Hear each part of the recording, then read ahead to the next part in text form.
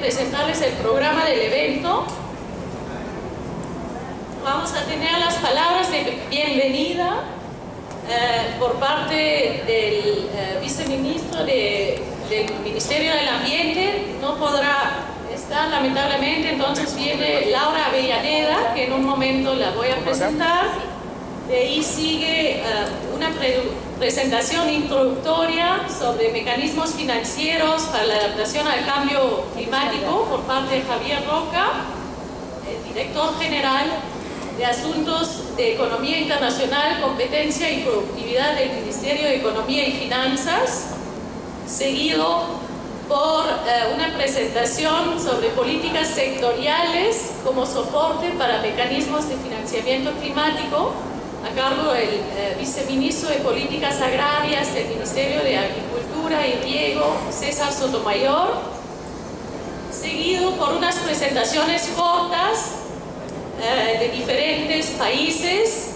En primer lugar, seguros para complementar las prioridades de adaptación al cambio climático en el Caribe, el caso de Jamaica, Santa Lucía y Granada, por parte de Cristina Yusba, miembro adjunto de la iniciativa Múnich para seguros climáticos, seguido por una presentación de la señora Silvia Greivil, directora del Centro de Colaboración de la Frankfurt School para el Financiamiento de Energías Sostenibles y el Clima, titulada Microfinanzas para la Adaptación al Cambio Climático, los casos de Colombia y Perú, seguido por una presentación del señor Vladimir Ferro, de la Dirección General de Presupuesto Público del Ministerio de Economía y Finanzas, titulada Programas Presupuestales para fomentar la adaptación al cambio climático. Y finalmente tendremos unas conclusiones por parte de Luis Antonio Sánchez, de la iniciativa Biofin del PNUD del Perú. Entonces, quisiera invitar a nuestra colega Laura Avellaneda para que nos dé las palabras de bienvenida. Ella viene en representación del señor Gabriel Quintanilla y es coordinadora temática en gestión de riesgos asociados al cambio climático.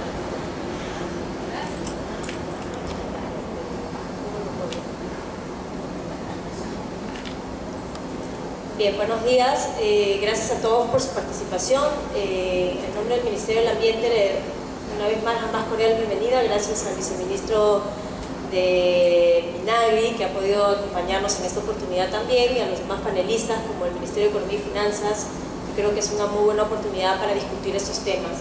Básicamente lo que quería mencionarles es cuál es el objetivo de este taller o de este evento, es cómo nosotros podemos identificar cuáles son estos mecanismos para movilizar los recursos que se requieren, específicamente hablando para la adaptación. Sabemos que la adaptación es una prioridad a nivel nacional y también hemos reconocido, sabemos, tenemos las demandas desde los distintos gobiernos regionales, tenemos siempre en el último taller que tuvimos en Interclima, muchas de las demandas es pasar de la formulación de políticas, de normativas, como las estrategias regionales, que muchos de ustedes deben saber que es parte de las actividades que ellos tienen que cumplir, ya pasar a la implementación. Entonces, en esta actividad, bueno, definitivamente el Ministerio de Economía es un socio bastante importante, dado que empezamos a trabajar ya cómo incorporar adaptación al cambio climático dentro del Sistema Nacional de Inversión Pública. Tenemos los programas presupuestales que ya nos van a mencionar en su momento, vamos a tener el marco general que nos va a presentar también Javier Roca. Entonces,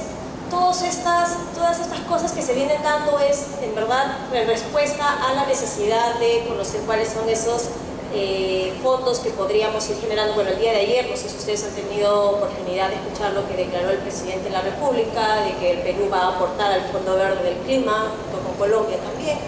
Entonces, ¿qué es lo que nos falta? ¿Qué es lo que necesitamos para que realmente podamos continuar en ese camino hacia una adaptación o hacia ser un país resiliente frente a los impactos del cambio climático? La estrategia nacional, esperamos que en estos días, antes de que quede un día más, que es mañana, que se pudiera ser aprobada, y esa estrategia lo que busca es dar ese marco a todos los sectores de cómo es que tienen que hacer ellos para comenzar a incorporar esta variable de cambio climático dentro de sus actividades a través de la planificación, de sus distintos instrumentos. hay que rescatar. El Ministerio de Agricultura y Riego ha sido uno de los primeros que ha comenzado a trabajar, ya tiene su plan GRAC. Tenemos al Ministerio de Salud, Producción, que también están en esa línea de diseñar sus distintos planes de acción frente al cambio climático. Entonces, tenemos muchas cosas que discutir, entonces yo les reitero la bienvenida a todos ustedes y que podamos compartir y podamos intercambiar en su momento cuáles son esas necesidades que nos estarían quedando pendientes para realmente poder canalizar estos recursos requeridos y necesarios para la adaptación. Muchas gracias. Los panelistas aquí al podio para que se puedan sentar, al señor Javier Roca, al señor viceministro César Sotomayor, las señoras Cristina Yusvi, Silvia Kraivil y Vladimir Ferro, por favor. Vamos a tener la primera presentación a cargo del señor Javier Roca, que es director general de Asuntos de Economía Internacional, Competencia y Productividad del Ministerio de Economía y Finanzas del Perú, y él ha trabajado ya desde 9 años en el ministerio, y dentro de sus principales responsabilidades se encuentra la de promover medidas que permitan aumentar la productividad y eficiencia de la economía mediante la apertura comercial, financiamiento de la innovación, ciencia y tecnología y fortalecimiento del capital humano. El señor Roca es economista de la Pontificia Universidad Católica del Perú y cuenta con estudios de maestría en matemática pura aplicada a la economía de la misma universidad. Entonces, él nos va a dar una presentación introductoria sobre mecanismos financieros para la adaptación al cambio climático. Adelante, señor Roca.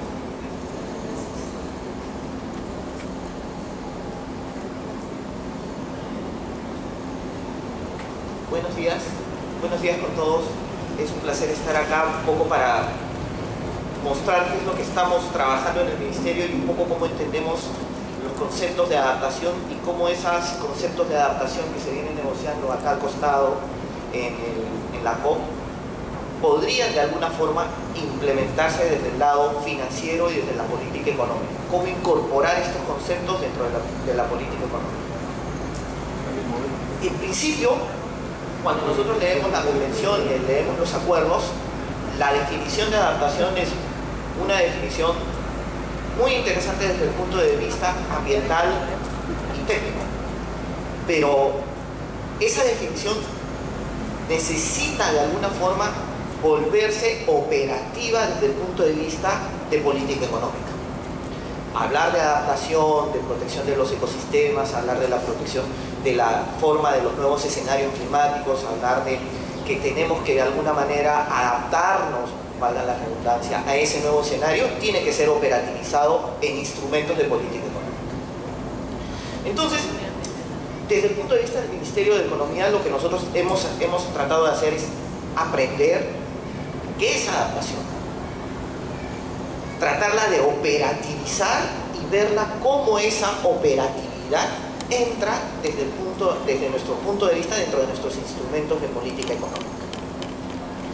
Suena un poco complejo, suena un poco raro, porque siempre a los ministerios de Economía o de Finanzas los ven solamente desde el punto de vista presupuestal, impuestos y de alguna otra más de reformas, paquetes o medidas de estabilización. Pero desde un punto de vista, y antes de empezar la presentación, quiero poner un entendimiento común para que me puedan seguir en la presentación. En principio, para nosotros, desde el punto de vista del Ministerio de Economía, la adaptación viene a ser un proceso en el cual nosotros vamos a enfrentar nuevos escenarios climáticos. ¿Ok? Parece interesante. Pero ¿qué implica en términos de operatividad esos nuevos escenarios climáticos?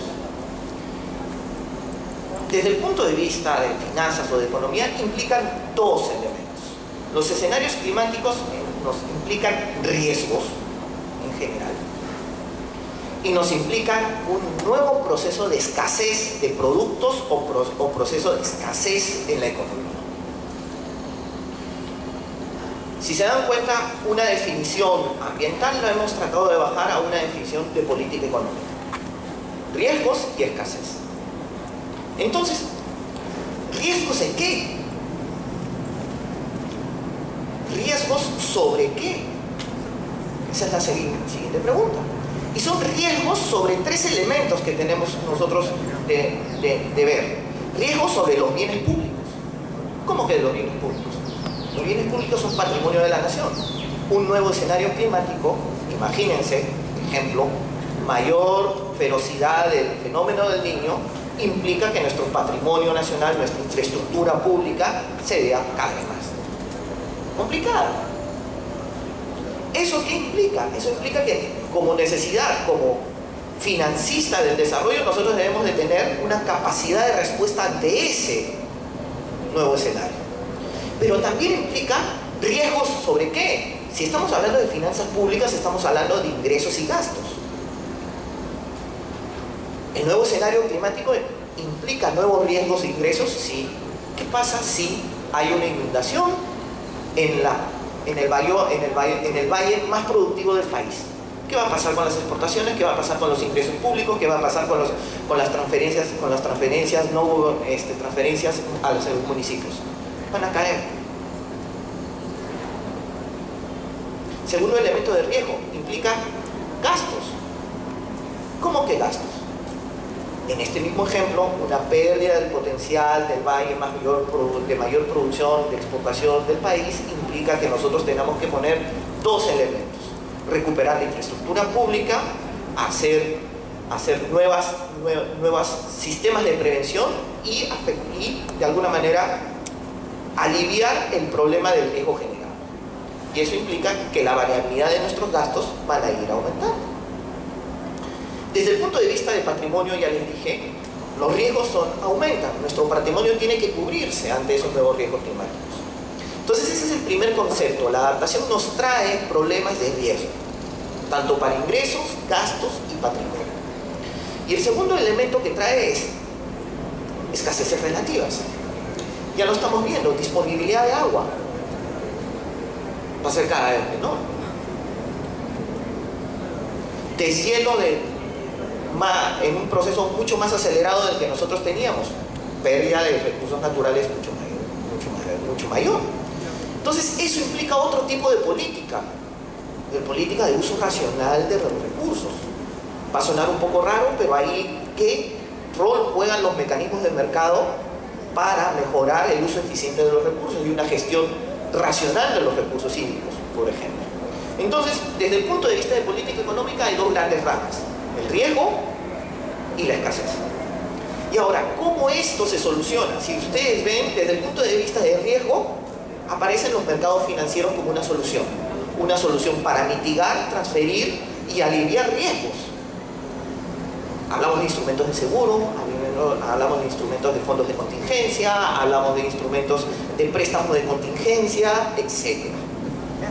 Y desde el punto de vista de mecanismos de uso eficiente de los recursos, por ejemplo, los recursos hídricos, están los mecanismos de mercado.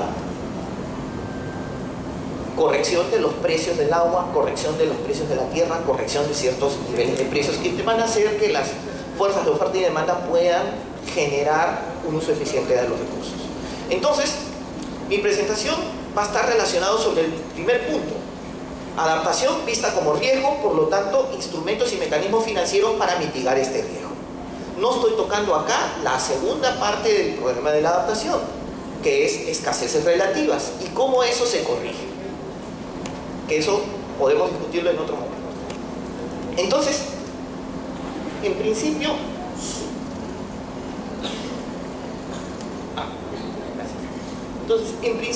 veamos un poco y caractericemos el problema de cambio climático en función de adaptación. El problema de cambio climático va a traer efectos sobre el PBI, bien estudiados, el Plan CC, el estudio de impacto económico del cambio climático sobre el Perú, la CAN.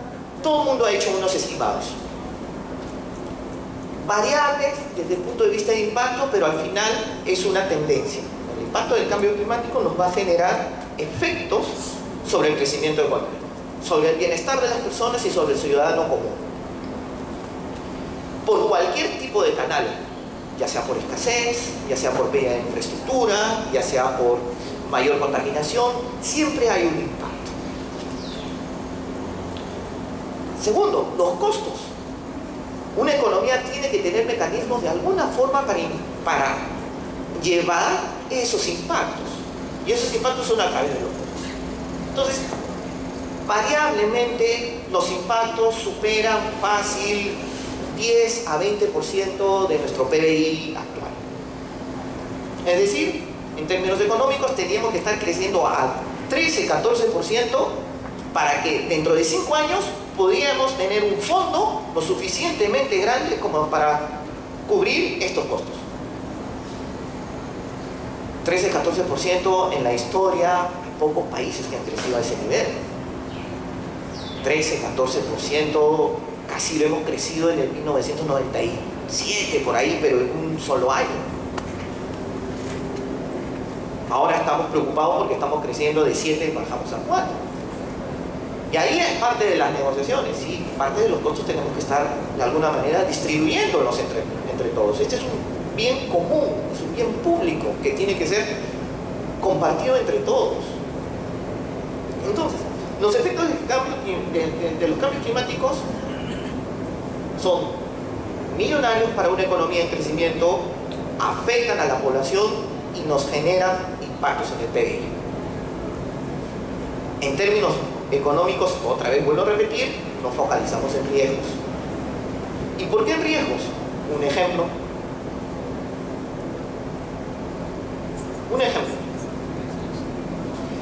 La economía peruana ha sufrido estos impactos del fenómeno del Niño recurrentemente.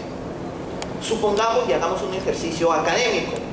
Supongamos que el fenómeno del Niño representaría algo como si fuera el impacto del cambio climático en la economía. Sí, claro, pueden decir, sí, pero Javier, el tema del fenómeno del Niño es recurrente y siempre está. ¿Qué otro fenómeno puede representar o puede darnos una visión o nos puede arrojar números de tal manera que nosotros podamos hacer predicciones desde el punto de vista presupuestal, desde el punto de vista financiero? No hay muchos, no tenemos huracanes, las sequías son poco estudiadas, la deslarización de las montañas, tampoco hay números. Lo más cercano es el fenómeno del Niño. Y el fenómeno del Niño como tal, sabemos que es un nuevo escenario climático para nosotros, pero va a ser de alguna manera lo que predicen los científicos mucho más furioso, si quieren ponerlo en esos términos. Pero, ok, lo hemos catalogado como fenómeno furioso, pero ¿qué implica en realidad? Implica daños a los sectores económicos, menor crecimiento de los sectores económicos, pérdida de infraestructura, daños en vidas humanas, daños en patrimonios privados, en todas las escalas. Implica pérdida de ingresos fiscales, implica riesgos en balanza de pagos y en balanzas comerciales, implica elevaciones del dólar y de la tasa de interés. En realidad, ¿qué implica? Implica un desacomodo de los términos económicos de crecimiento de la economía. Claro, puede ser duro lo que digo porque detrás hay vidas humanas, pero en términos de finanzas tenemos que estar mirando y tratando de cuantificarlo. Y si no lo podemos cuantificar, no podemos rescatar y generar mecanismos de alivio. Y otro elemento, las exportaciones pesqueras en los momentos de fenómeno del Niño se fueron hacia negativo. No estoy hablando, y estoy hablando solamente del 93 y del 99, no estoy agarrando el peor fenómeno del Niño del 82. Que nuestro crecimiento fue alrededor de casi entre 16 a 20% menos de contracción. Pérdida en 30 a 40% de nuestra infraestructura en las zonas afectadas. Ahí lo tienen. Fenómeno del Niño 82-83, la peor caída del PBI en toda nuestra historia. Después de la guerra con Chile, el fenómeno del Niño. Eso es caracterizando un poco lo que podría suceder. Claro, es lo más cercano a lo que podemos nosotros tener a la mano para poder hacer predicciones y para poder hacer políticas. ¿Qué lecciones nos han dado el fenómeno del Niño? ¿Cómo preveemos un fenómeno del Niño? Asumiendo que otra vez el fenómeno del Niño es la caracterización de lo que en el futuro es el aumento de 2% del grado Celsius en el ambiente. ¿Qué implica? Implica alteraciones en nuestras variables económicas. Claro, otra vez, variables económicas, alteración en el bienestar de las personas. No todo el impacto del fenómeno del Niño lo lleva la economía. Hay zonas que llevan mayor nivel de impacto. ¿Qué significa? Vulnerabilidad de la infraestructura. El FEN ha tenido mayor impacto sobre economías basadas en recursos naturales o relacionadas con el clima. Los tres niveles del Estado sufren los impactos, especialmente los niveles locales, que son los que cargan casi todo el peso del alivio, de asistencia y emergencia. Y de alguna manera se requieren políticas que anticipen esto.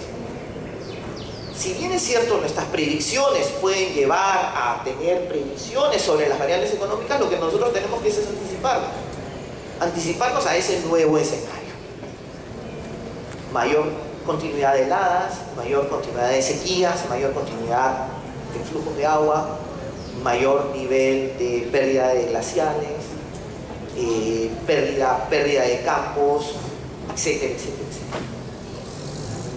Desde un punto de vista, como les dije, eso implica un nuevo escenario. Y un nuevo escenario, para los que hacen de alguna manera política económica, implica riesgos. Y acá están los riesgos que nosotros vemos. Adaptarse y la gestión del riesgo implica tres grandes elementos. El primer elemento es la disminución de riesgo. Tenemos que hacer mucho más predictible nuestros ingresos y nuestros gastos. Más predictible el uso de nuestros patrimonios. Tenemos que transferir riesgo o compartir riesgo. Y por último, tenemos que tener capacidad de reacción ante la materialización del riesgo. Todo eso se traduce en instrumentos financieros o instrumentos económicos. Los temas de disminución de riesgo, sí. Políticas de adaptación para las zonas productivas hoy. Defensas ribereñas hoy. Reservorios hoy. Uso eficiente de los recursos hoy. En términos de gastos, obras públicas que se están implementando tienen que tener la consideración de un nuevo escenario climático. Va a llover más. Eso significa que puede ser que la carretera se pierda. Tenemos que tener contingencias o medidas de seguridad para ese tipo de carretera. Porque ¿cómo va a llegar la ayuda? Patrimonio. Medidas para hacer mucho más eficiente los servicios públicos de las carreteras, de los reservorios, de los hospitales, de los colegios. Es decir, debe de haber un plan para mejoramiento de la infraestructura pública. Un plan para que la nueva infraestructura pública esté adaptada al nuevo escenario climático. Y un plan para evitar las pérdidas. Transferencia de riesgo. Hay riesgos de mercado y hay riesgos inherentes al proceso productivo. Esos riesgos van a tener que de alguna manera ser transferidos o compartidos. Ejemplo, los seguros. Claro, pero me van a decir, los seguros no cubren todos los riesgos. Sí, pues, pero entonces ahí hay función pública. Si el sector privado no cubre todos los riesgos, el Estado podría de alguna manera crear instrumentos que sean compartidos con el sector privado para cubrir todos los riesgos o los riesgos de este nuevo escenario climático. Y por último, la capacidad de reacción. Los famosos fondos de contingencia, los fondos climáticos, los créditos contingentes que nos dan el Banco Mundial, la CAF y JICA. Entonces, si se dan cuenta, detrás de esta matriz están todos los instrumentos económicos y financieros que podemos desplegar para adaptar a la economía. Hay costos previsibles de la adaptación y hay costos imprevisibles y las contingencias. Son parte de lo que tenemos que asumir. ¿Podemos tener riesgo cero? La respuesta es no. Nunca. Desde que nosotros nacemos siempre asumimos riesgos y siempre tenemos que tener salvaguardas para esos riesgos y tener claro que va a haber riesgos. Entonces, si estamos en ese común entendimiento, ¿qué es lo que estamos haciendo? Bueno, desde el punto de vista de disminución de riesgos, estamos lanzando programas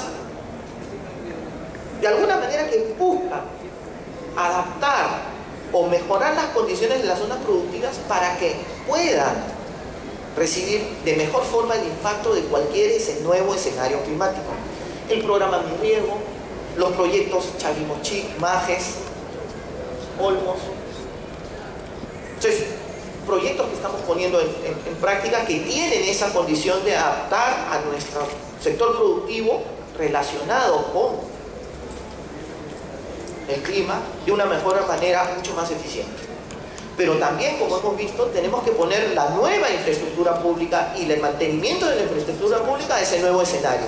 Hemos adaptado nuestro sistema nacional de inversión pública para que considere esos riesgos dentro de las formulaciones de los proyectos. Planes de mejoras de continuidad, que ya son planes que implican estar preparados para cualquier contingencia,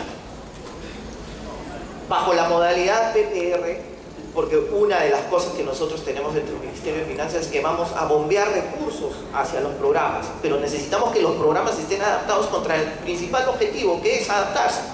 Hay programas contra reducción de vulnerabilidad, competitividad y aprovechamiento sostenible de recursos forestales, gestión de recursos naturales, gestión integral de residuos sólidos y también, como hemos dicho, el que se lleva el mayor impacto de la adaptación no es el gobierno nacional, son las municipalidades. Tenemos que incentivar a que las municipalidades dentro de sus programas de desarrollo incorporen estas visiones, estos conceptos y estos mecanismos dentro de su despliegue.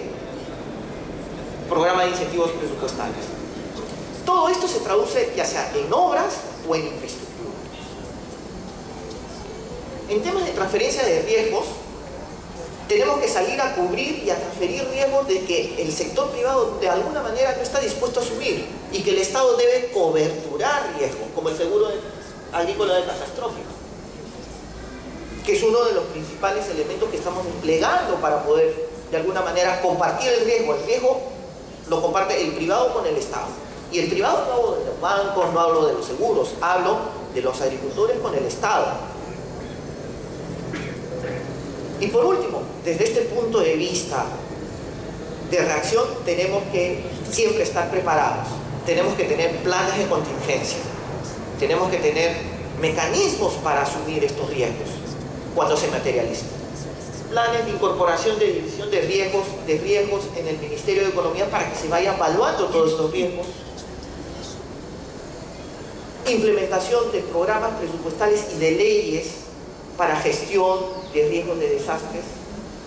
Nuestra preocupación, si se dan cuenta, desde el punto de vista no es tanto presupuestario, sino es el problema de implementación. El año pasado sacamos esta ley, la 30-191, que era transferir más de 3.000 millones de soles a los gobiernos locales para que puedan hacer infraestructura resiliente ante desastres. El problema está que no es un problema de plata, es un problema de implementación y desarrollo de proyectos. ¿Saben cuánto se ha ejecutado de esos 3.000 millones? Menos del 2%. Financieramente la plata está. El problema es, ¿hay capacidades en los gobiernos municipales para poder desplegar este tipo de proyectos? Para realizar este tipo de proyectos. La evidencia nos está mostrando que no es un problema de recursos, es un problema de acción pública, de capacidades. También tenemos los famosos fondos de contingencia y las reservas de contingencia. Cualquier momento ante un desastre natural de mayor magnitud, el FEF se puede utilizar para canalizar un cierto porcentaje, alrededor de otros 3.000 millones de soles dentro de la economía. Pero otra vez, los mecanismos financieros están. El problema es cómo limpiamos los cuellos de botella para que ese dinero se traduzca en bienes, servicios y protección para la población. Es ahí el gran reto de gobernanza pública de la gestión de adaptación. Capacidad para materialización, líneas de crédito y contingencia, programas de crecimiento fiscal con el BIR, programa social 2, programa ambiental. Es decir, ante cualquier evento nosotros tenemos líneas de crédito y ventanillas abiertas a nivel internacional para poder enfrentar cualquier catástrofe o cualquier gestión de riesgos. Nuestros sistemas administrativos también están adaptados ante este posible manejo de riesgos. La ley de contrataciones tiene contrataciones de emergencia. El SNIP tiene PIBs de emergencia. Fondos de emergencia. Digamos de esta manera, la tubería existe.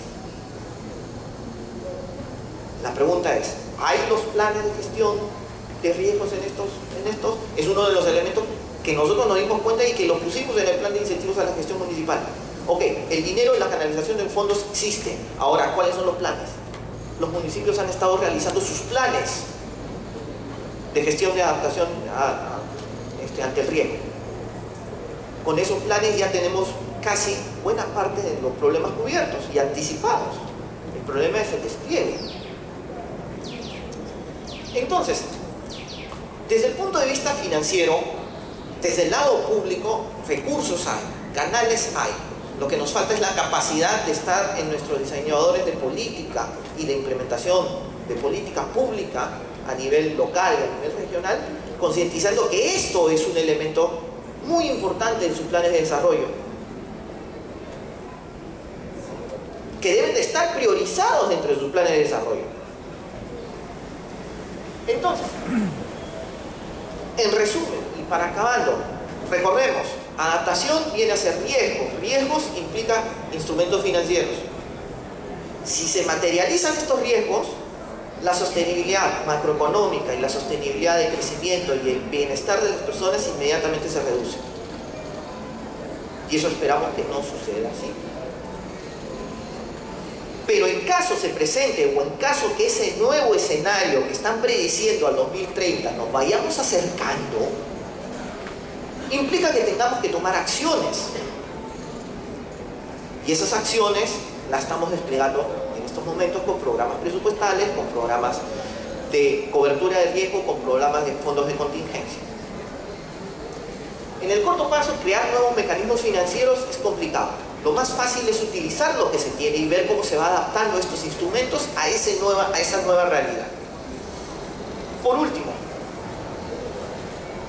para una buena implementación y gestión de los recursos y gestión ante posibles efectos de cambio climático especial en la adaptación, tenemos que desarrollar capacidades.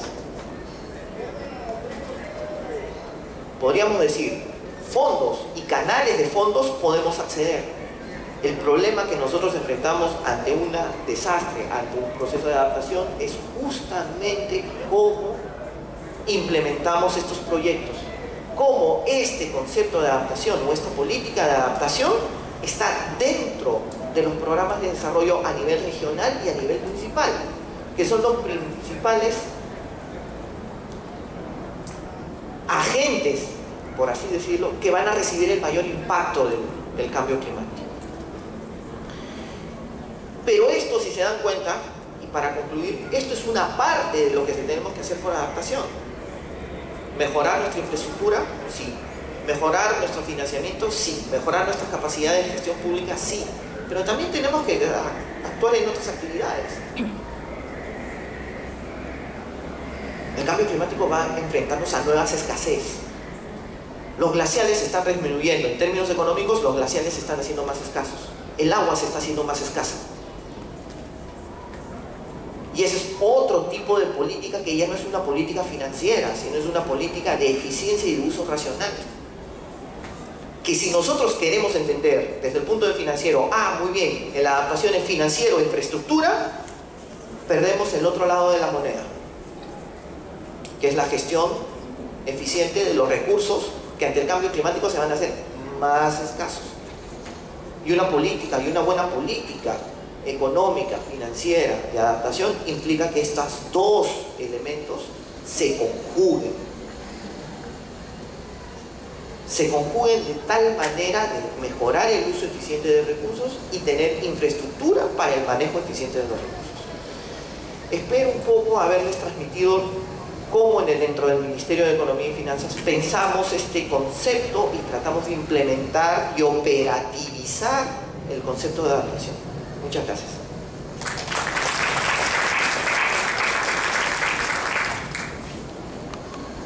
coffee break al finalizar el evento en 1 hora, en el cual podrían bilateralmente intercambiar preguntas si tuvieran al respecto, pero creo que ha sido muy claro y muy buena la presentación. Entonces seguimos con la siguiente, que está a cargo de nuestro viceministro de Políticas Agrarias del Ministerio de Agricultura y Riego, el señor César Sotomayor. Él es economista de la Universidad Nacional del Cusco y tiene maestrías en Planificación Nacional de Desarrollo y en Gerencia Social.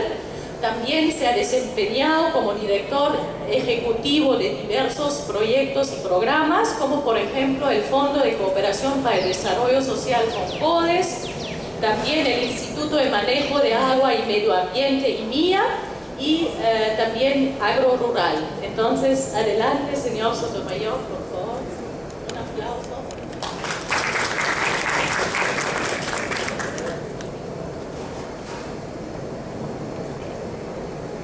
Muy bien, muchas gracias por esta invitación. Y la exposición de Javier Roca en representación del MED nos ha dado todo este marco de política económica al traducir la política ambiental a los instrumentos de política económica, y por lo tanto lo que yo quiero ahora hacer conocer es un pedido que ha venido reiterando en su exposición y cómo reaccionamos desde la política sectorial ante el cambio climático y ante estas medidas de política económica. Lo primero que quiero simplemente ratificar o constatar con ustedes: todos sabemos que somos un país con muchas potencialidades, somos un país reconocido como una potencia en nuestra mega diversidad, somos de los primeros en las tablas en muchas potencialidades, 4º lugar entre los países mega diversos, las 84 zonas de vida que tenemos de las 117 reconocidas, etc. Pero esa alta diversidad o mega diversidad también nos hace ser un país vulnerable. Es decir, no solamente la riqueza la que nosotros tenemos que ponerla por delante, sino creo la vulnerabilidad frente a esta riqueza en la mega diversidad.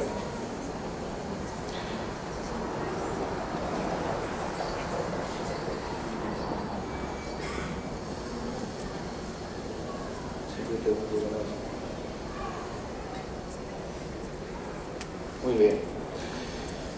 En el caso de la agricultura, es claramente, y creo que en los diversos foros que han habido a lo largo de la COP, claramente se ha ido viendo que la agricultura está expuesta como actividad a los cambios, al cambio climático, pero también es una actividad fuertemente emisora de gases de efecto invernadero. Es decir, nuestro quehacer como agricultura está muy ligado a todo este tema del cambio climático. Somos un país, creo, por la multiplicidad que tiene, con muchas amenazas. Los indicadores nos dicen que el 71% de la población peruana está ubicada en áreas expuestas a alto peligro, y un número elevado de los centros poblados también están en una situación de alto riesgo. La agricultura, ya indicamos, no solamente entonces ligada a estos problemas de cambio climático, la agricultura como actividad probablemente la más afectada por el cambio climático, sino también en buena parte de este sector agrícola se encuentra este pequeño agricultor que encima de ello también tiene condiciones de pobreza y extrema pobreza. Frente a esto, nuestro sector tiene algunos compromisos internacionales, tiene también un marco interno. En los compromisos internacionales, nosotros como país somos suscriptores de este convenio marco de las Naciones Unidas sobre el cambio climático, somos parte del convenio de diversidad biológica, somos suscriptores del convenio de Basilea, del protocolo de Kioto, etc.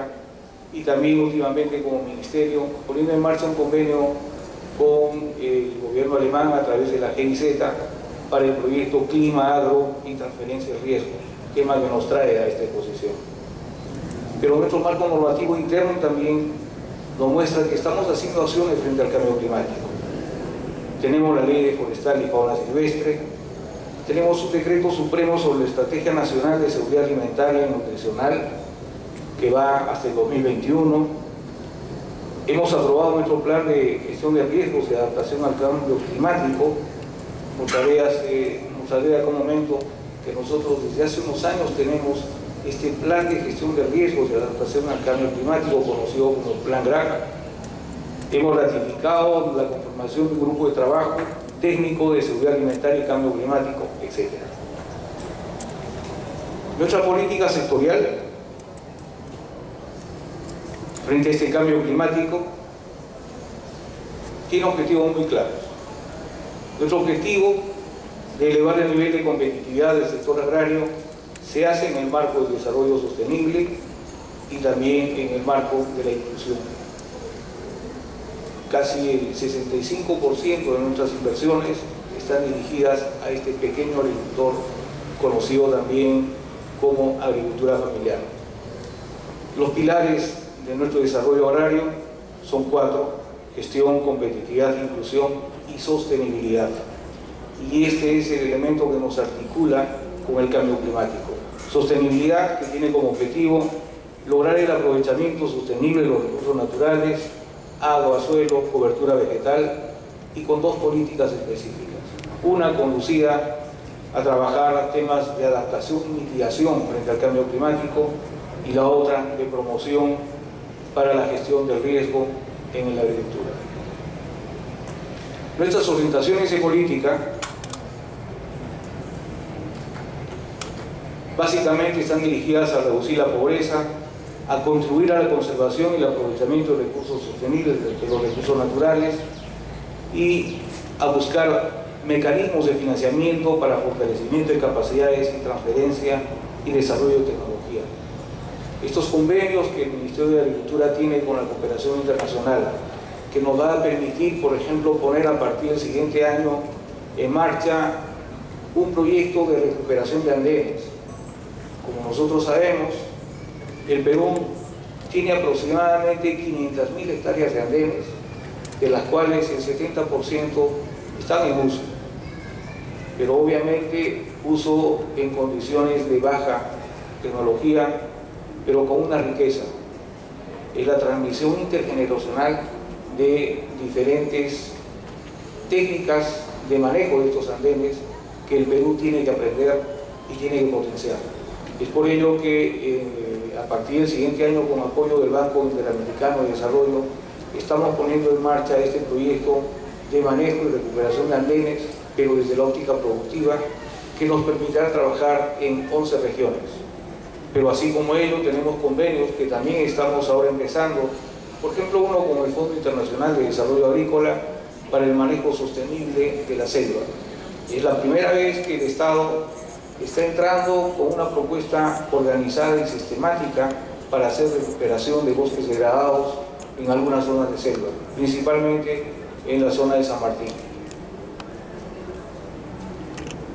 Las políticas y acciones del Ministerio están claramente delimitadas en 2 marcos: el marco de los compromisos internacionales y en el marco de los compromisos sectoriales. En el marco de los compromisos internacionales tenemos este desarrollo de alianzas estratégicas con el Ministerio de Ambiente, por ejemplo, para proyectos específicos sobre reforestación. Tenemos un proyecto de inventario nacional forestal y de manejo forestal sostenible, también en un convenio con el Ministerio de Ambiente, con algunos gobiernos regionales y con la FAO.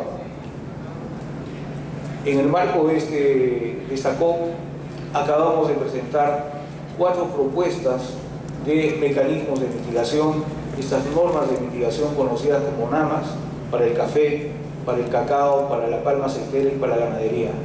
Es la primera vez que nuestro país está entrando a incorporar estos mecanismos de mitigación para disminuir la producción de gases de efecto invernadero en base a estos 4 nanos.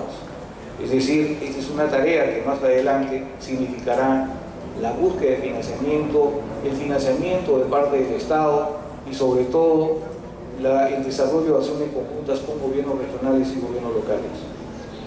Y nuestros mecanismos a nivel interno, los compromisos sectoriales, quiero resumir en este plan DRAC que hace un momento les hablamos, este plan de gestión de riesgos para adaptación al cambio climático. El Perú hace algunos años tomó esta iniciativa. En 2007 inició un trabajo conjunto con varios gobiernos regionales, con algunos sectores y con todas las dependencias del Ministerio para desarrollar algo que Javier en algún momento en su exposición nos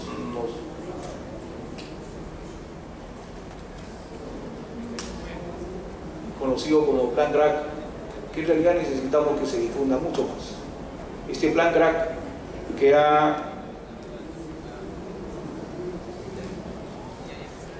encontrado, y tengo que ver la transparencia,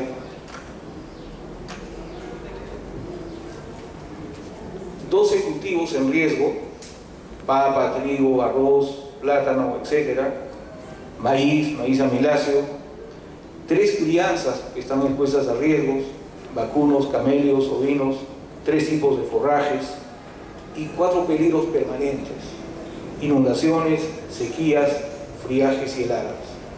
Un plan de gestión de riesgos que tiene 5 ejes estratégicos, tiene 12 objetivos específicos y tiene 150, casi 160 propuestas de proyectos.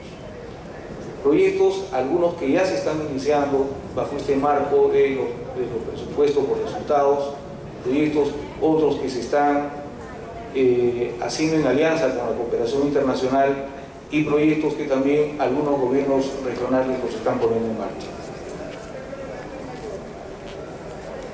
Uno de los sustentos para nuestra política y nuestro programa de gestión de riesgos, que es el Plan DRAC, ha permitido que nosotros podamos tener este fondo de seguro catastrófico. Un fondo de seguro catastrófico que fue puesto ya hace algunos años y que ha permitido que se puedan indemnizar a más de 289.000 productores expuestos a los riesgos climáticos que ya indicamos. Hay un monto asegurado que pasa a los 1.000 millones de soles y una superficie asegurada que pasa a los 420.000 hectáreas. En los últimos 10 años, como efecto no solamente del cambio climático, sino también de algunos eventos climáticos, especialmente del fenómeno del Niño, nuestro país ha perdido más de 200.000 hectáreas y se calcula que son casi 400 millones de dólares perdidos. Como pueden ver, este fondo de seguro catastrófico es apenas un inicio, es una pequeña actividad que hace el Estado y que hace el gobierno, pero que necesita no solamente seguir manteniendo como un fondo de seguro catastrófico, sino queremos elevar a la categoría de política de gestión de riesgos.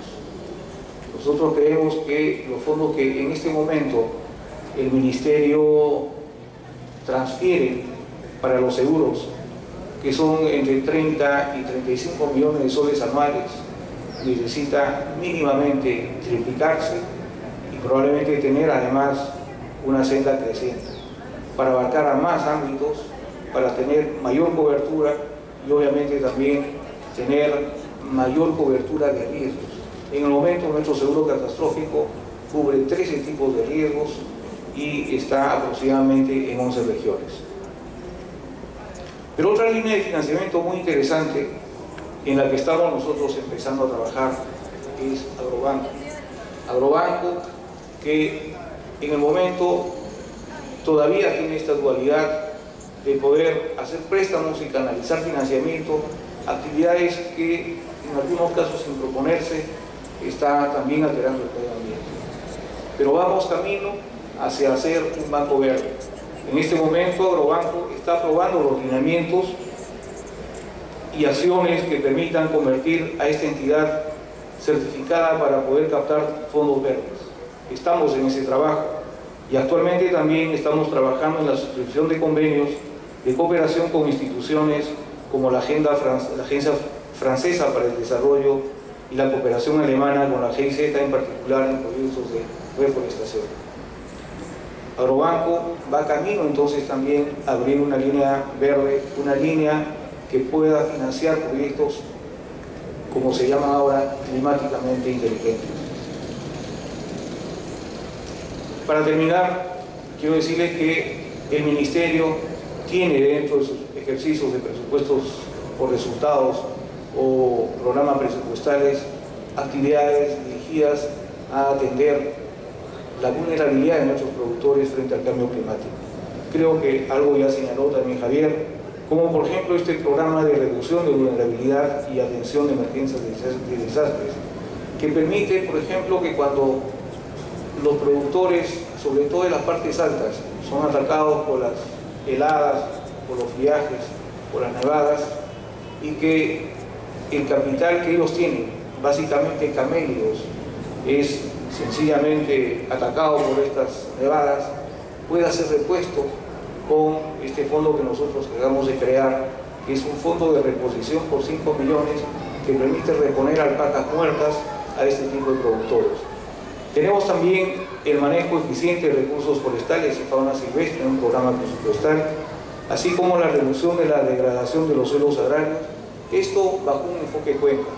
El Ministerio está volviendo a mirar la parte alta de la cuenca como un territorio o como un espacio para trabajar y poder además facilitar la intervención multisectorial. Nosotros estamos empezando a trabajar en el manejo de praderas, en el manejo de forestación, con este importante fondo de riego que está permitiendo transferir recursos por un monto aproximado de los 400 millones de dólares desde el año 2013 y que pretende llevar el riego a 44.000 hectáreas en comunidades o áreas que estén por encima de los 1.200 metros sobre el nivel del mar. Esto tiene que ir acompañado con un programa de fortalecimiento de capacidades para que los productores que ahora tienen acceso tal vez a medio litro o 1 litro de agua por segundo y que luego con estas obras de riego están incrementando su acceso a 5 litros o a 6 litros, simplemente tengan también la capacidad de hacer manejo, operación y sobre todo la capacidad para poder usar productivamente en la parcela y no causar erosión, no causar problemas sociales probablemente, para poder hacer un uso eficiente de este agua de riego. Finalmente, un programa que quiero resaltar también es este del aprovechamiento de los recursos hídricos para el uso agrícola. Son estos los programas presupuestales que nos están permitiendo hacer en forma evidente nuestra labor, nuestra tarea frente al cambio climático y, como repito, desde dos ópticas, desde la adaptación, pero también desde la mitigación. Muchas gracias. Creo que también nos ha dado una vez más una muy amplia perspectiva de lo que se está trabajando en el tema de mecanismos financieros y seguros para el sector agrícola. Ahora vamos a pasar a una serie de presentaciones cortas desde la experiencia de otros países y quisiera invitar a la señorita Cristina Jutzbach, que trabaja para la iniciativa Munich para seguros climáticos en Alemania, auspiciado por la Universidad de las Naciones Unidas en Bonn. Ella trabaja en colaboración con la GIZ en un proyecto en cómo integrar los seguros en una estrategia de gestión integral del riesgo, y actualmente está haciendo su doctorado en la Universidad de Ámsterdam sobre instrumentos de transferencia de riesgo orientados a la adaptación en el Caribe. Y su presentación se titula Seguros para complementar las prioridades de adaptación al cambio climático en el Caribe, el caso de Jamaica, Santa Lucía y Granada. Adelante, Cristina.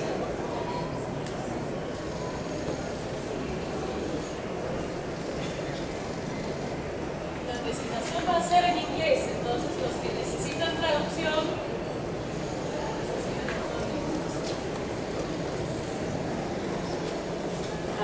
Good morning, everybody. I see some people maybe grabbing a few of the speakers for the translation. I apologize, it has to be in English, and I'm very grateful to be here, especially to get away from the COP and the negotiations and to be in this nice space to also see what Peru is doing, and this is really a great start. So, as has already been mentioned, I'm working with the Munich Climate Insurance Initiative based in Bonn, and I'm going to reflect on two projects that we're doing with MCII. One is with GIZ, the German Development Organization, that's part of a larger project in Ghana that's focusing on innovative insurance products for adaptation. With this project, what we did is we tried to see how insurance can be linked to a more comprehensive climate risk management strategy at the national level. And this really came from the discussions we've had with delegates that said, how can we meet some of our country priorities using tools such as insurance? And should I wait for people? Should I wait for them? Or no? Maybe? Sorry.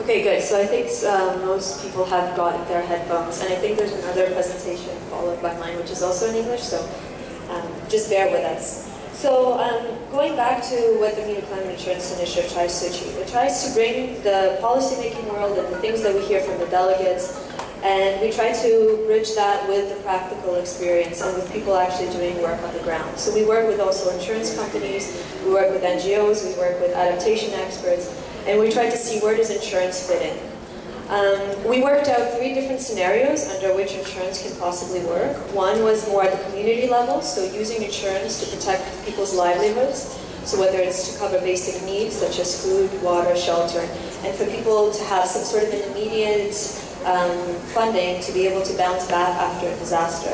The second one was much more at the national level, so protecting the federal budget reserves. So the governments have some sort of financial liquidities after a disaster, so they can free up some of that money and instead use it for other response measures.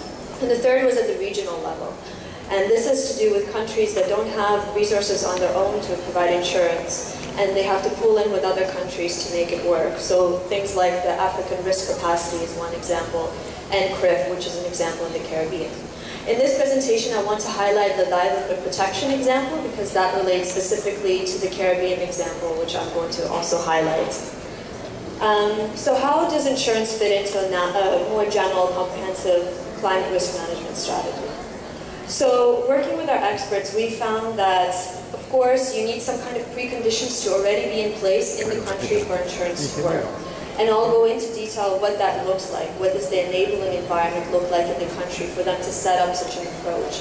For some countries, this is very new, especially insuring against weather-related hazards. And so we want to be able to build people's capacity to know what they need in place before they introduce such a product. The second one, following the phases, you of course need to do a risk and needs assessment to understand what is the country looking for. What kind of risks are people experiencing? Is it hurricanes? Is it droughts? Is it something else? Then it comes to the design of the product and being able to know which stakeholders need to be involved in which process. The risk layering approach is one approach that has been advocated by FCII, and that looks at if you have a low frequency and high severity event, what kind of product do you need? Is insurance the right solution at that time? And then of course comes the implementation and monitoring and to ensure that the policies meet the national priorities. So going back to the enabling,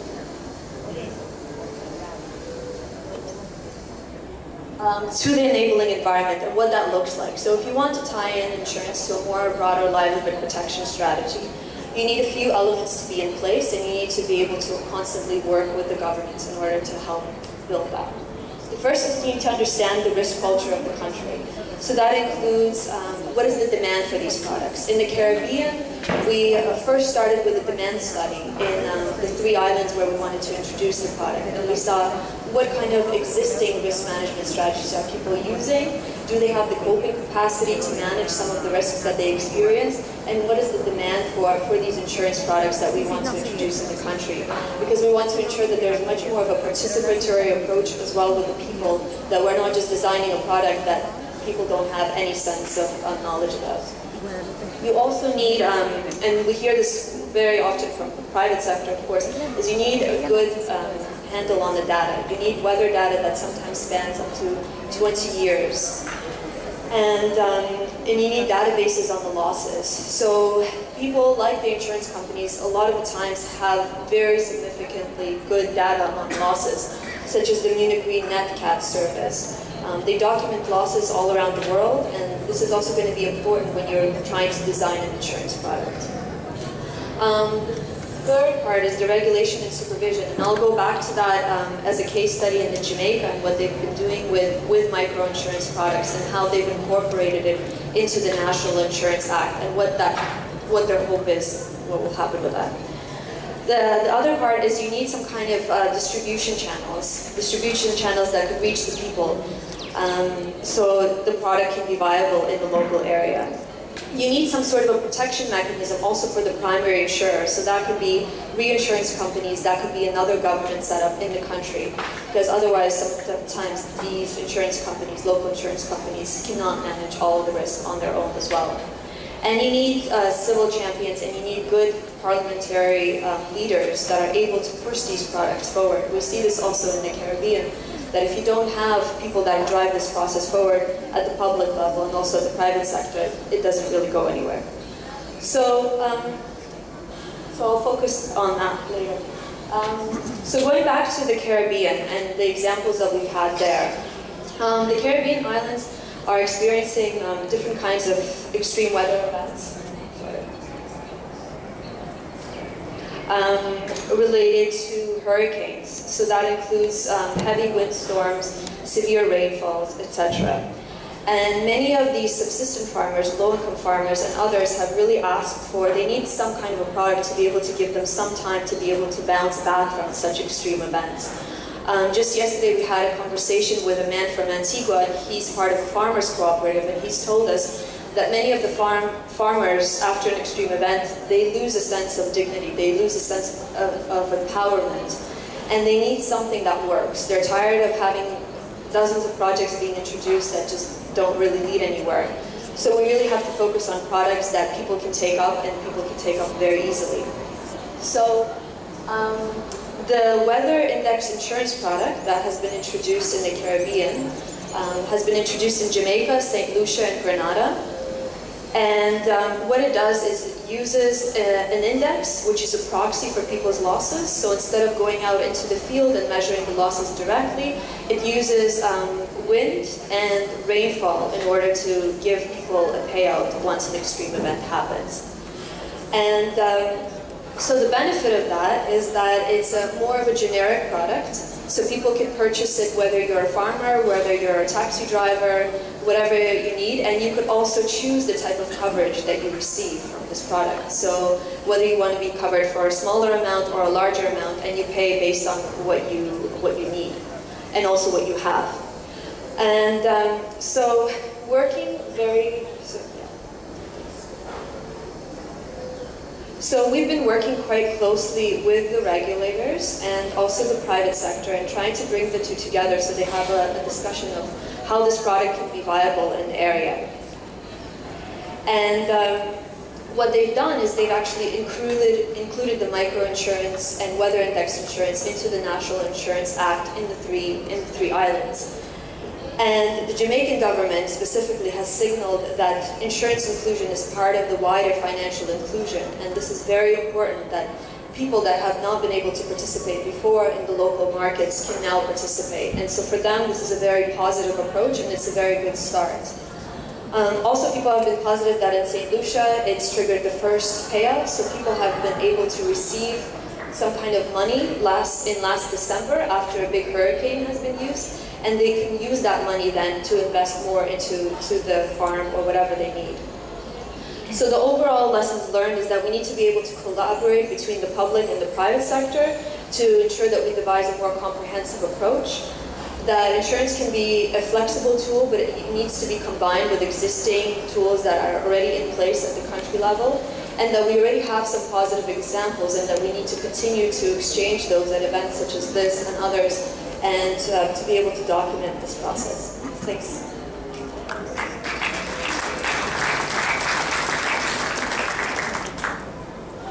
Muchas gracias, Cristina, por este caso interesante que muestra qué importante es integrar los seguros en una estrategia integral de gestión del riesgo. Y ahora tenemos una segunda presentación en inglés. Disculpen por no haberles avisado antes de esa primera presentación. Voy a invitar a la señora Silvia Krajbíl, la directora del Centro de Colaboración de la Frankfurt School, en colaboración con el Programa de las Naciones Unidas para el Medio Ambiente, para el financiamiento de energías sostenibles y el clima. La señora Krajbíl, como directora, tiene como responsabilidad los proyectos de consultoría de la Frankfurt School en el área de cambio climático y financiamiento de energías sostenibles, y está a cargo de la gestión y adquisición de proyectos. También ha sido autora contribuidora del quinto reporte del IPCC, y antes de eso ha trabajado muchos años en el sector privado, dentro de ello el Deutsche Bank en Alemania. Adelante, Silvia.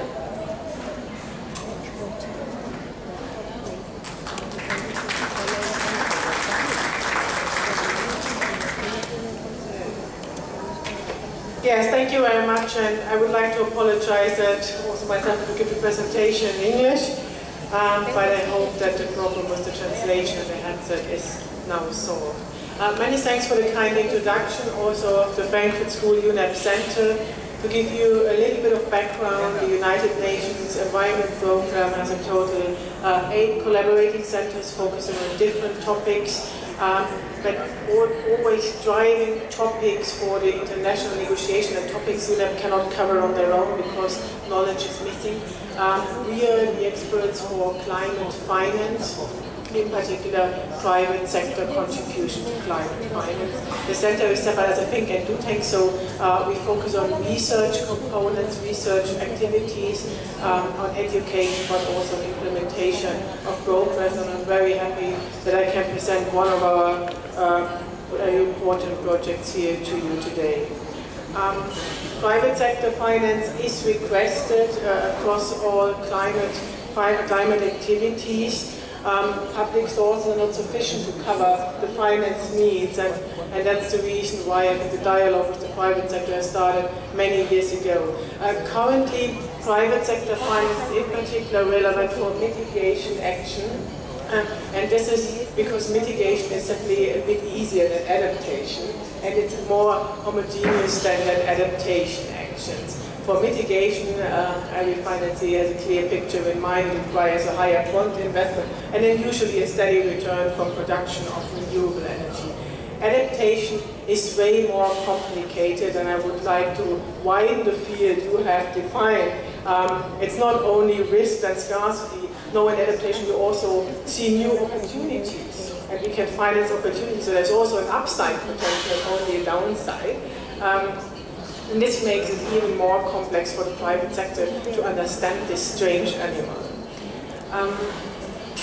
It is also difficult for the private sector because the private sector can of course only participate in some of the adaptation activities, in particular those resulting in private goods. So those activities actually also creating some kind of revenues or income for those who have invested. Public goods are also important because the public, with only this public good project, we will actually save this planet. But this is something that the public sector needs to support with regulation or with grant money. Nevertheless, I believe that it's very important also to see how the private sector can contribute to adaptation and can actually reduce the financing needs from the public sector. And this is what our project is about. The project is called Microfinance for Ecosystem-Based Adaptation. We focus on ecosystem-based adaptation. The Ministry for Agriculture has emphasized also the combination of risk management, but also in the end development activity, and how important it is to focus on agriculture to ensure that the poorest people in the country will not be burdened most by climate change implication.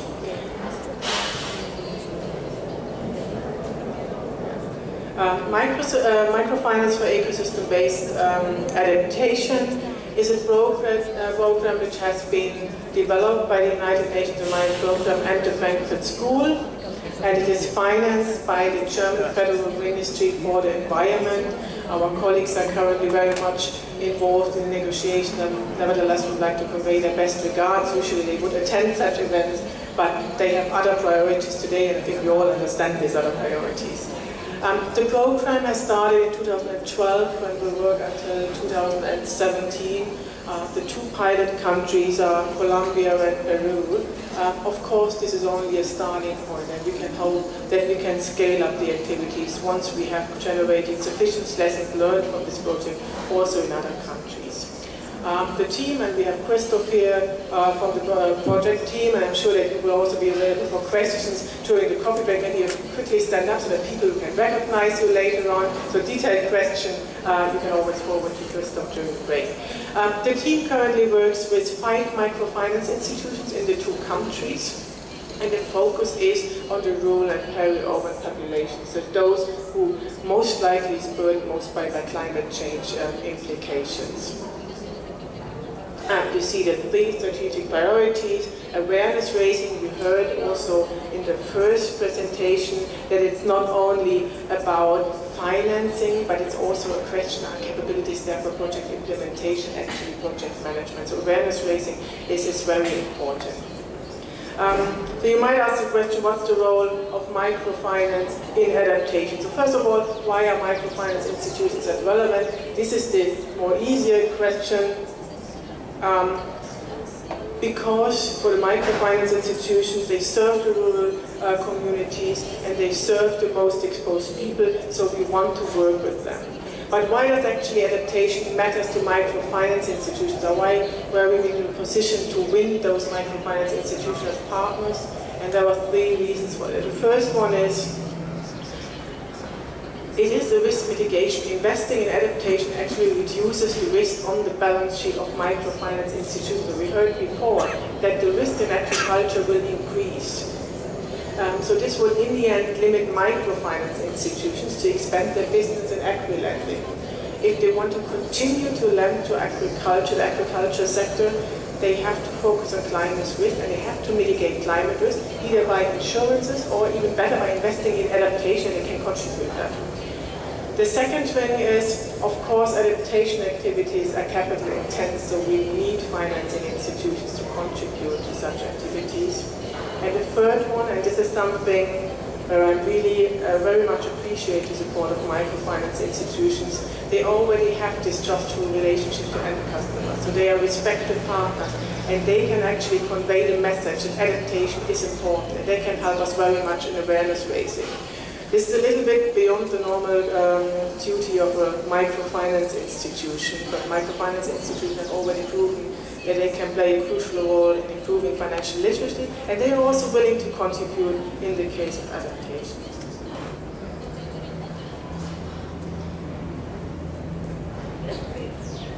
Okay. So, working with microfinance institutions is, of course, important, and one of the prerequisites is that we understand financing needs and we actually know what we need from the microfinance institutions. So in the first phase of the project, we focus very much on understanding the financing needs and actually understanding the characteristics of the different eBay options. What you see here is a chart describing the three major components and the three major dimensions which matter for the microfinance institutions. The first one is, how does the eBay action actually impact the repayment capability of end customers? So do they generate additional income, increasing the profitability and efficiency of the agriculture activity, or on the other hand, is it some kind of insurance against extreme losses in case of extreme weather events?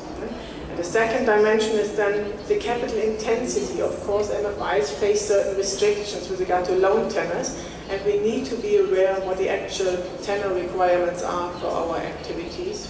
And then the third one is, you see that in the size of the bubbles, what's actually the market potential? Is there a market for our microfinance institutions?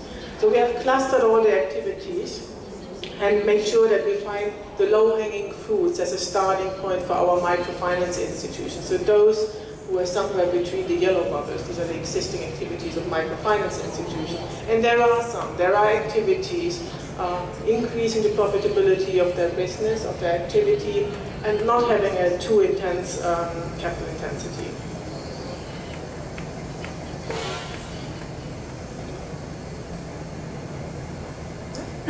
Okay.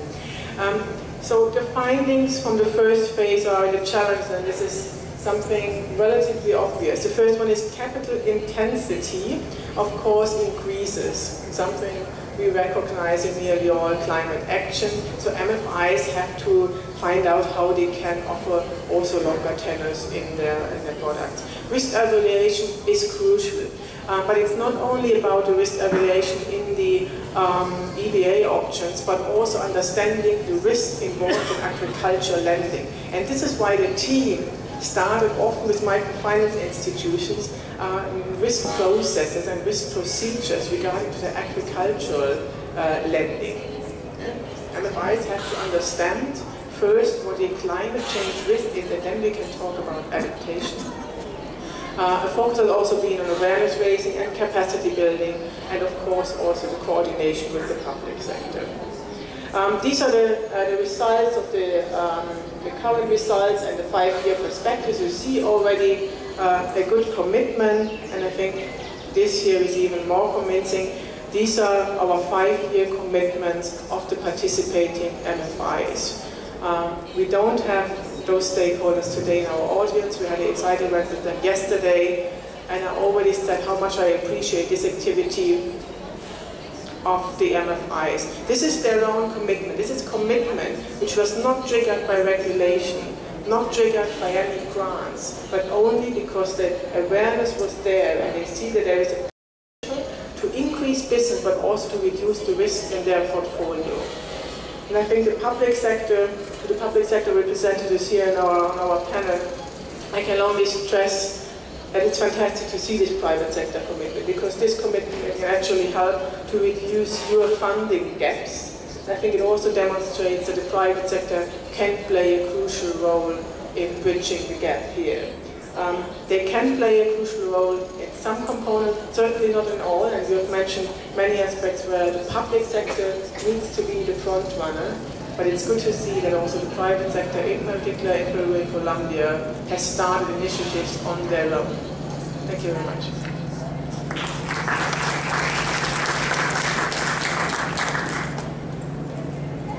Muchas gracias, Silvia, por esa perspectiva desde el sector privado y de las instituciones microfinancieras.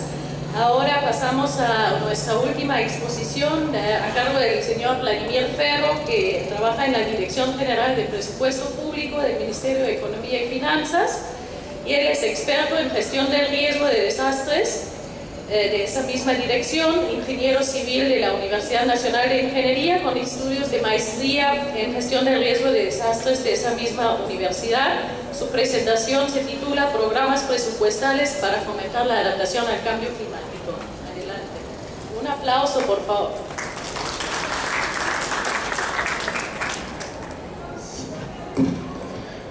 Bueno, yo sí lo voy a hacer en castellano y en español, sí, no hay problema con el micrófono. Disculpen a los invitados. Este tema importante que se ha mencionado y que está a colación con las anteriores exposiciones es cómo sacar un programa presupuestal, cómo meter el presupuesto por resultados en la variable climática, la variable de gestión de desastres. Y desde la perspectiva más operativa de cómo esto llega a presupuestarse, cómo lo entienden los niveles de gobierno, los ejecutores, sea gobierno local, regional o sectores, entidades científicas técnicas, ha enriquecido un poco de cómo se debería de alguna manera orientarse mejor estas políticas macro que llegan al poblador, al ciudadano.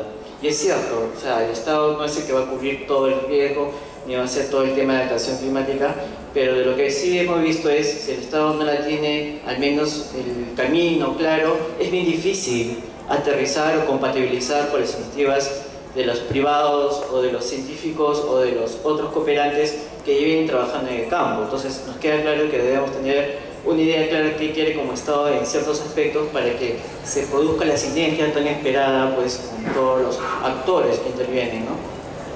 En este sentido, la experiencia que se tiene en un programa de este índole es un programa presupuestal que es en gestión de desastres. Nos queda claro que en un tema de adaptación, obviamente que tenemos que adaptarnos a los eventos más extremos hidrometeorológicos. Se ha mencionado el tema del fenómeno Niño, pero más allá de que sea o no un fenómeno Niño, con la variabilidad climática hay muchos episodios intermedios que ya nos afectan, ¿no?, en nuestro territorio. En estos últimos 4 o 5 años no se evidenció un Niño fuerte, pero sí hemos tenido enjambres de lluvias por regiones. Y eso ha llegado a que los gobiernos locales, los alcaldes, vayan al Ministerio de Economía y Finanzas y digan: yo tengo este problema, no puedo atender mis emergencias, tengo que hacer obras de protección, ¿qué hacemos? Y obviamente no se catalogó como fenómeno Niño. Entonces sí tenemos un problema de peligros hidrometeorológicos bastante contundente y bastante, de alguna manera, no tan pronosticada, ¿no? Es un poco errático lo que está ocurriendo con el clima, ¿no? En este sentido, el Estado de hace 3 años comienza a ver un tema de cómo meter en principio la gestión de desastres en presupuesto por resultados y genera un programa presupuestal denominado Reducción de la Humanidad y Atención a Emergencias por Desastres, cuyo código es el 068. Entonces comenzamos a ver cómo podemos aterrizar concretamente acciones de GRD que en ese momento se veían como cosas implícitas dentro de toda actividad de desarrollo, pero algo que tenemos conciencia es que ya tenemos un riesgo residual, un pasivo. ¿Cómo reducimos entonces ese riesgo? Entonces tenemos que pasar de lo que está implícito a lo explícito. Tenemos que hacer acciones concretas para reducir ese riesgo. Y también hacer acciones que me hagan una mejor prevención, ¿sí? Y acciones que tengo que atender la emergencia ya, porque va a demorar reducir el riesgo y mañana ocurre la emergencia, tengo que tener capacidad para responder. Entonces tenemos esas aristas que hemos tratado de trabajar en este programa presupuestal. Entonces nuestro resultado era: reduzcamos esa vulnerabilidad, tengamos esa capacidad de respuesta.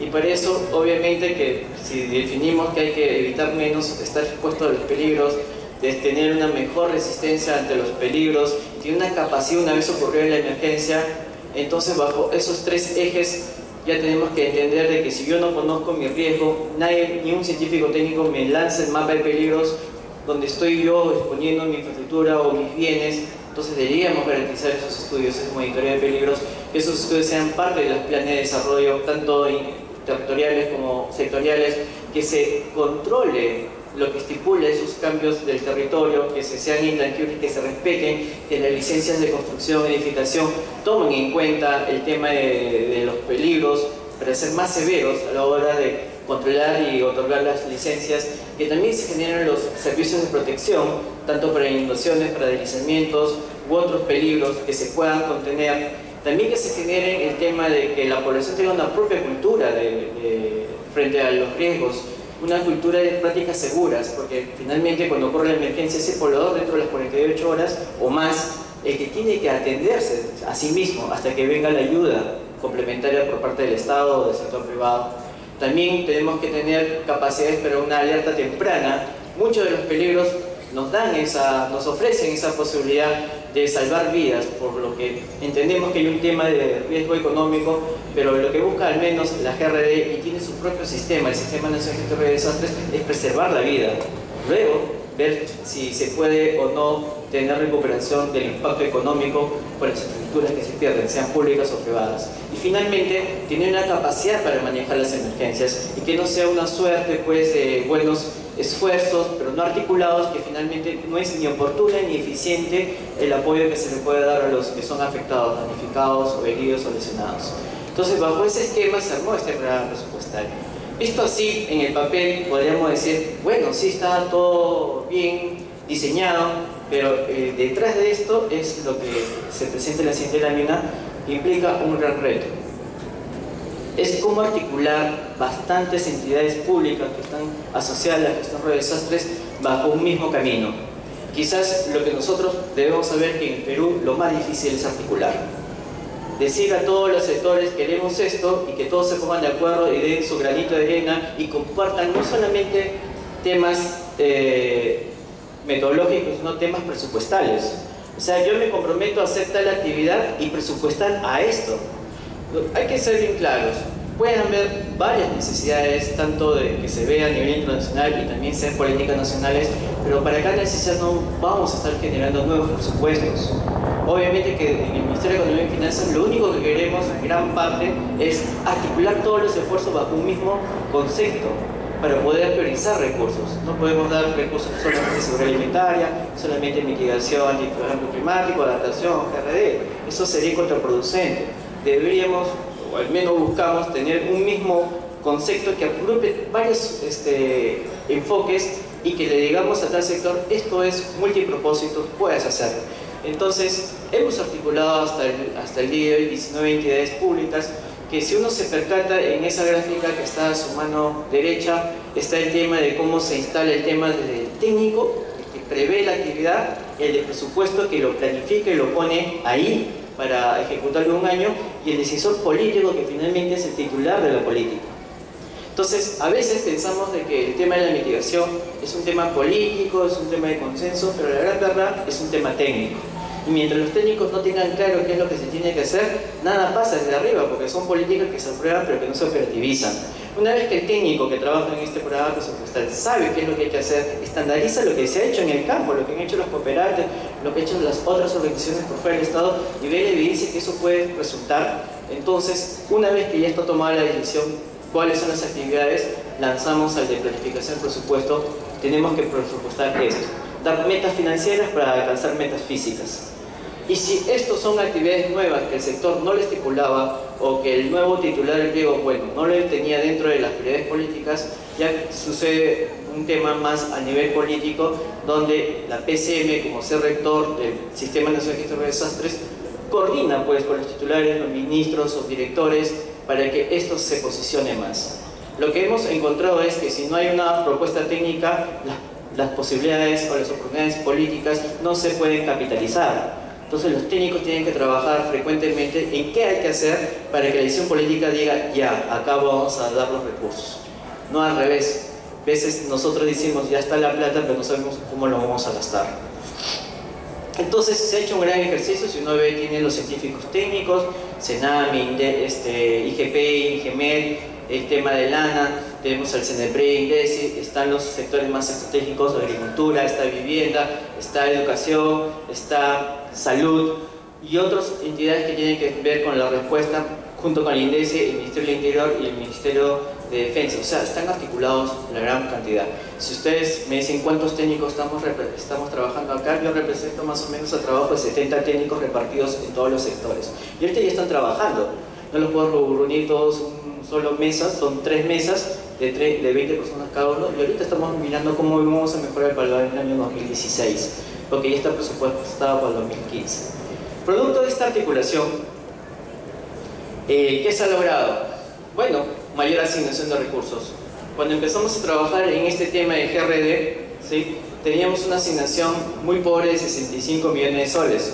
Conforme hemos articulado mejor y hemos dado más metas físicas, y en esto el Ministerio de Economía y Finanzas ha apoyado bastante para atender brechas adicionales a los recursos que estaban previstos, programados por el propio sector, hemos logrado una asignación para el 2015 de 1.000 millones de soles. Hemos aumentado de 65 a 1.000 millones de soles gracias a un trabajo técnico, ¿sí? Pero, ¿cuál impacto tiene esta mayor asignación de recursos? bueno, en temas de identificación de riesgo, según un indicador que tiene el BID, hemos mejorado bastante de 40 puntos a 52 puntos. Si me salteo la reducción de riesgo, el manejo de desastres se aumentó de 17 a 32 puntos, y la protección financiera, que es otro tema distinto al presupuesto por resultados, es más el tema del aseguramiento, líneas de crédito contingentes, transferencia de riesgo. Se aumentó porque el Ministerio de Economía también ha ido implementando estos mecanismos del 12 a 27 puntos. El gran problema que yo tengo es reducir el riesgo, porque una vez que está el estudio, ya es una decisión más política si tengo que o no reparar tal infraestructura. Y eso tiene que ver no solamente con el tema de tener la asignación presupuestal, porque son proyectos de inversión pública costosos, sino con la decisión política si esto políticamente vende o no vende. Mayormente estamos más abocados a programas sociales de agua, saneamiento, más escuelas, más hospitales, pero no estamos abocados a ver si lo que ya existe está en riesgo o no está en riesgo y mejorarlo. Eso no existe dentro de la mirada política y es algo que tenemos que mejorar. ¿Sí? Entonces, a veces el proceso de reducir riesgo es tan lento que a veces hasta puede desanimar, pero felizmente se viene trabajando en este programa presupuestal. Y en este año vamos a reforzar hospitales, vamos a reforzar infraestructuras básicas que ayuden y complementen a la actividad tanto de la población normalmente como deben ser sus actividades, o tanto para la actividad privada también, porque necesita que estos servicios públicos también estén a la mano. Si uno comienza a analizar cómo veremos el tema de gestión de desastres y el cambio climático, uno ve que hay dos grandes grupos de grandes mecanismos. Para el tema de gestión de desastres hay un plan nacional de gestión de desastres que tiene todas las aristas que hay que presupuestar, y muchos de esos están en el presupuesto por resultados. El tema que tiene que ver con una resiliencia básica, estratégica, está dentro del programa presupuestal que le he presentado. Pero hay otros programas presupuestales que también aportan bastante, ¿sí? Hay programas presupuestales de gestión de residuos sólidos, porque sabemos que un río, cuando no tiene una planta de tratamiento separado, obviamente que el río se convierte como ese gran depósito de basura, y cuando viene la lluvia se inunda. Entonces nosotros nos dicen, ¿qué está haciendo la gestión de desastres? No, ¿qué está haciendo la gestión ambiental? Porque si ese basura no estuviera en ese río, no habría la inundación. Entonces hay otros programas presupuestales que aportan al enfoque. Pero más allá de eso, dentro de lo que es el tema de adaptación al cambio climático, hay un traslape. El traslape se lo está dando los peligros meteorológicos, que ya dentro de nuestro programa presupuestal 068 y el propio sistema está siendo asumido. ¿Qué queda? Los programas presupuestales que inciden en iniciativas productivas, agricultura, temas de energía, temas de pesca, que ellos tienen problemas con el tema de la fenomenología del cambio climático y que debe haber asistencia técnica apuntando hacia eso. Eso no es parte del SINAGER, eso debería ser parte del Sistema Nacional de Gestión Ambiental bajo esta estrategia que da el documento, ¿no? La estrategia de cambio climático. Y el tema de mitigación también puede haber temas de presupuesto por estados, pero un tema más de control, de fiscalización, de monitoreo, que aporte la necesidad privada que podemos atender o mejorar en cuanto a la eficiencia. Seguramente va a haber muchas preguntas sobre esta exposición. Lo que sí les puedo adelantar es que este año vamos a mejorar el tema del monitoreo y seguimiento, porque ya desde hace 2 años nuestro problema no es la plata, sino la ejecución de ese dinero. Y segundo, un fortalecimiento de capacidades, porque acá lo que está sucediendo es que no saben cómo ejecutar estos presupuestos. Y tenemos que salir como Estado, MEF, PCM y todos los que están como el Ministerio de Agricultura intervenidos, de ir a las regiones, ir a los gobiernos locales y de alguna manera acompañarlos. Y si se puede, acreditarlos a todos los operarios que están dentro de este sistema. Bueno, muchas gracias por su atención. Interesante presentación que nos muestra el trabajo a nivel intersectorial en el Perú para la gestión del riesgo de desastres. Y ahora, antes de acabar, tenemos unas muy breves pero contundentes conclusiones por parte de Luis Antonio Sánchez Perales, el líder de la iniciativa Biofin del PNUD en el Perú. Él es máster en Administración de Negocios y especialista en Finanzas Públicas y Corporativas para su aplicación a la biodiversidad. Adelante, Antonio. Buenos días con todos. Viceministros, Silvia, Cristina, Vladimir y Javier, que está llegando de regreso. Tengo menos minutos de los que me habían dicho, así que voy a ir al grano de frente. Estamos hablando en este taller acerca de mecanismos financieros. Este es porque tengo que hacer una relatoría de todo lo que los especialistas nos han comentado en esta hora y media. Primero tengo que contarles que el mecanismo financiero sirve para varias cosas. Una de las cosas para las que sirven es para disminuir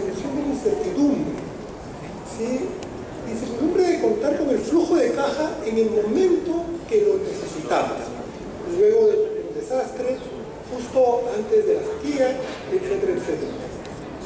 El problema bonito que enfrentamos con esto del cambio climático metido con mecanismos financieros es que existe incertidumbre sobre la incertidumbre. Ahí nos contaba Javier, por ejemplo, que podemos esperar muchas cosas, pero no estamos seguros tampoco del modelamiento para poder pronosticar esas cosas. ¿Sí? Y la importancia de todo esto en Perú se agranda, pero mucho, mucho. Nos lo dijo Javier, el viceministro, por el lado económico. Javier nos contaba los efectos del cambio climático serán un gran limitante al crecimiento económico futuro y por tanto en el bienestar de las personas, en todos ustedes los presentes. Por el lado ambiental somos un país megadiverso. El viceministro nos contaba que a mayor diversidad biológica significa también mayor vulnerabilidad. Es muy bonito ser megadiverso, pero tiene por otro lado un lado no tan bonito.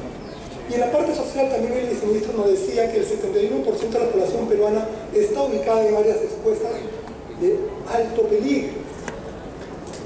En esto de cambio climático, Javier nos daba un ejemplo buenísimo acerca de cómo impacta el cambio climático en los fenómenos climatológicos, el fenómeno del Niño, todos los peruanos lo conocemos, lo hemos sufrido, nos ha golpeado duro, el 83, 82, 97, 98, nos va a seguir golpeando más duro aún, es lo que se espera quizás.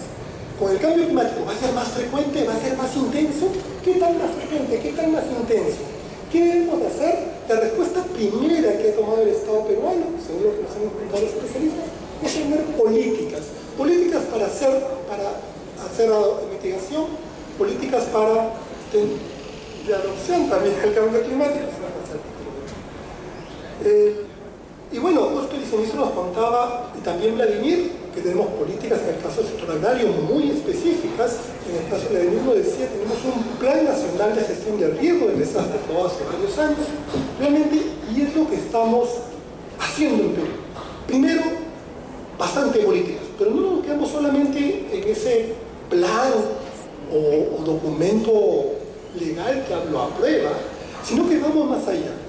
Estamos estableciendo también mecanismos, nos han dado varios ejemplos los expositores. El marco de trabajo para desarrollar el mecanismo nos lo daba Cristina. Si bien nos daba el ejemplo del seguro, sí, los 3 pasos a seguir son universales para todo tipo. Primero tenemos que estimar el riesgo y las necesidades para adaptarnos o mitigarlo. La segunda fase es el diseño del producto mismo y obviamente la tercera es implementarlo y al implementarlo ajustar el mecanismo a lo que se viene, a lo que se da en la realidad y en la práctica. Por otro lado, Javier nos da la otra parte del esquema del trabajo, ya el mecanismo, el diseño mismo del mecanismo. Nos decía que hay 3 tipos de mecanismos. Aquellos que nos permiten disminuir el riesgo, ¿sí? Siempre con un enfoque de adaptación y mitigación. El segundo tipo, cómo transferir los mecanismos que nos permiten transferir el riesgo. Y el tercer tipo es cómo reaccionar, que nos permiten reaccionar cuando ya se presente el riesgo, cuando ya se materialice el riesgo. Sí, y de las tres tipos de mecanismos nos han dado muchos ejemplos. En el caso de Perú tenemos los proyectos de inversión pública que incluyen medidas de reducción de riesgos en un contexto siempre de cambio climático, programas presupuestables, nos hablaba Vladimir, para atención de emergencia y reducción de vulnerabilidad. También nos decía Silvia, esta herramienta donde se involucra el sector privado a través del seguro de préstamos y actividades con el sector privado, que son instituciones microfinancieras, ¿sí? Para el sector, para transferencia de riesgos, el segundo tipo de mecanismos, tanto Javier como el viceministro nos decían que existe el seguro agrícola catastrófico, ¿sí? Que realmente involucra tanto el sector público como el sector privado, porque lo implementamos a través de aseguradoras. También Cristina nos hablaba de los seguros de gestión de riesgos climáticos que lo están implementando en el Caribe. Por último, quería decirles ya, porque ya me están diciendo que tengo que cortar, las conclusiones que por lo menos he sacado, que son solo 4 y espero que no se les olvide. La primera es que cuando pensamos en desarrollo y en crecimiento económico, una variable para la proyección debe ser el cambio climático y sus impactos. ¿Sí? no solo proyectar como históricamente o viendo cómo podemos mejorar la tecnología o las capacidades humanas, sino también esta variable se debe incorporar en las proyecciones. La segunda conclusión, que los mecanismos financieros no hay una única solución para todo. Ya Cristina nos hablaba de que tenemos que ver primero las necesidades y evaluar los riesgos. Y insisto, Javier nos decía que hay 3 tipos. Ya vamos diferenciando los mecanismos, no hay una sola cosa para todo. Tercero, que requerimos información. Todos los expositores nos han hablado de la necesidad de contar con información. ¿Para qué? Para saber qué estamos financiando, para saber a qué tenemos que adelantarnos. Y también nos han hablado de indicadores. ¿Para qué? Para saber a dónde queremos llegar y qué es lo que hemos logrado. La tercera conclusión, ahí ya la cuarta conclusión, y con eso termino, que esto de la mitigación y adaptación al cambio climático y desarrollo de mecanismos financieros para ello es una tarea tanto del sector público como del sector privado. ¿Sí? Y bueno, en el lado del sector público, si bien hay mucho financiamiento, también un rol muy importante es el de promotor. El de promotor de que justamente el sector privado se incorpore a la chamba. ¿Sí? Y por el lado del sector privado, obviamente, esperamos que desarrolle e implemente instrumentos financieros siempre orientados a la gestión de riesgo. Muchísimas gracias por la atención. Antonio, con esas conclusiones, ahora me queda nada más pedirles un fuerte aplauso para todos, tanto Luis Antonio y los panelistas, y mucha eficiencia en salir de esa sala. Entonces les pido recoger